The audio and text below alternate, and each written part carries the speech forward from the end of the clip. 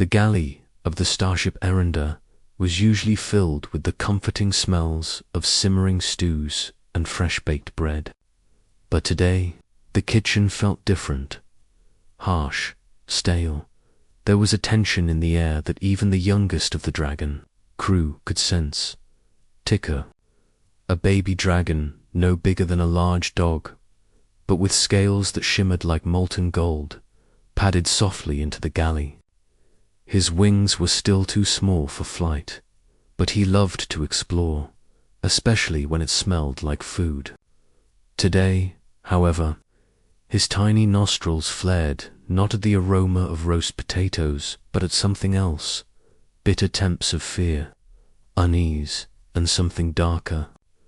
Payne, the human cook, a man named Jaron, was hunched over a counter, carefully chopping vegetables. At first glance, he looked normal, but Ticker, with his sharp dragon eyes, noticed the subtle details humans often missed. The faint purple bruises staining Jaron's forearms, the way his hands trembled as he worked, and the quiet flinch whenever a tray of utensils clattered to the floor. Ticker hissed softly, a sound more like concern than anger. He had seen humans before, yes, but never one in such quiet agony. Ticker's voice was small, childlike, but it carried a tremor of something fierce beneath it. "Why are you hurt?" Jaron froze, a knife, mid-chop. "Ticker, it's nothing. Just, I tripped the other day."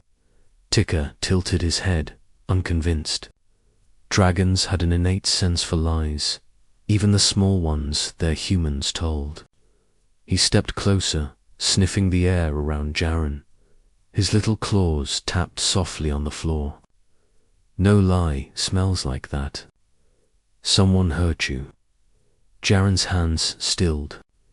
He looked down at the tiny dragon, eyes clouded with shame and weariness.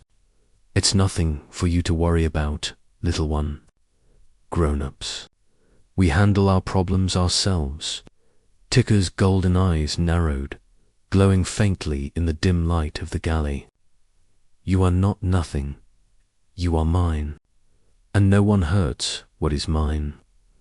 The words were small, almost innocent, but the conviction behind them made Jaron flinch. Ticker wasn't just angry. He was fuming, in a way only a dragon, no matter how young, could be. Before Jaron could respond, the galley doors hissed open. Commander Vale, Ticker's father, and a massive dragon with silver scales that gleamed under the ship's lights, entered. His presence usually brought calm. Today, however, his calm was interrupted by the tension in the room and by Ticker's growl, low and dangerous, vibrating through the floor. "Father." Ticker's small voice trembled, but not with fear. "With rage he is hurt. Someone hurts him." Vale's eyes flicked to Jaron, taking in the bruises. Then, slowly, to his son.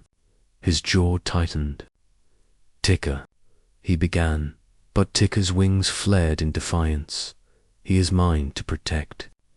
Ticker roared, the sound echoing through the metal corridors like a cannon. Even Vale, battle-hardened commander of the Erender's dragon squad, felt a shiver of pride and surprise. Vale exhaled slowly, trying to calm the young dragon. "Little one, we will handle this, wisely, but not with rashness." Ticker didn't care about wisdom. He cared about Jaron's trembling hands, the bruises, the quiet suffering. Without another word, he leaped forward, small claws gripping the edge of the counter, and hissed at the galley doors. "Show yourself. Whoever hurts him, come out." The crew, drawn by the commotion, peeked through the doorway. They saw the tiny dragon, his scales bright and fiery, flaring like molten gold in anger. Jaron tried to calm Ticker, shaking his head. But Ticker was unstoppable. Vale's deep, commanding voice cut through the room. "Enough, Ticker." But Ticker ignored it. He knew instinctively what to do. He turned to Jaren, bowing his small head close to the humans. You are mine, and I will not allow them to touch you again. Jaren's eyes filled with tears. Tika, you don't understand. This isn't. It's complicated. No. Tika snapped. Complicated is a word for humans. Hurt is a word for dragons.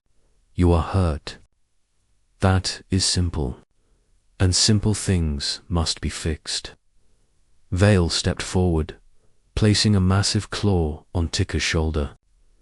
Little one, you are brave, but you must let me handle this. Tika's golden eyes glimmered with unshed tears and rage. Then let's go, Vale nodded. Good, we go now. Within moments, the dragon father and son stood together outside the galley. Tika led the way, his small frame fearless, his voice trembling with authority as he demanded the identity of the person responsible.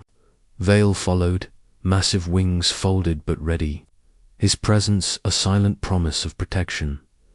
It wasn't long before the culprit revealed himself. One of the ship's technicians, a large, burly man named Brock, had been taking his frustration out on the human cook, thinking no one would notice. He froze when he saw the dragons, especially Tika, whose fury was palpable despite his size. You can't, Brock stammered. Vale's silver eyes narrowed. Watch closely, Tika. Tika blinked, unsure, but he watched as his father stepped forward. With a single motion, Vale pinned Brock against the bulkhead. You harm one of ours, Vale said, his voice like steel on stone. And there are consequences. Brock tried to resist, but Tika's furious hissing echoed in the corridor. A reminder that even the smallest dragon can wield terrifying power when fueled by righteous anger. Finally, Brock yielded, and Vale released him. Now, Vale said, turning to Tika, let us help the one who was hurt.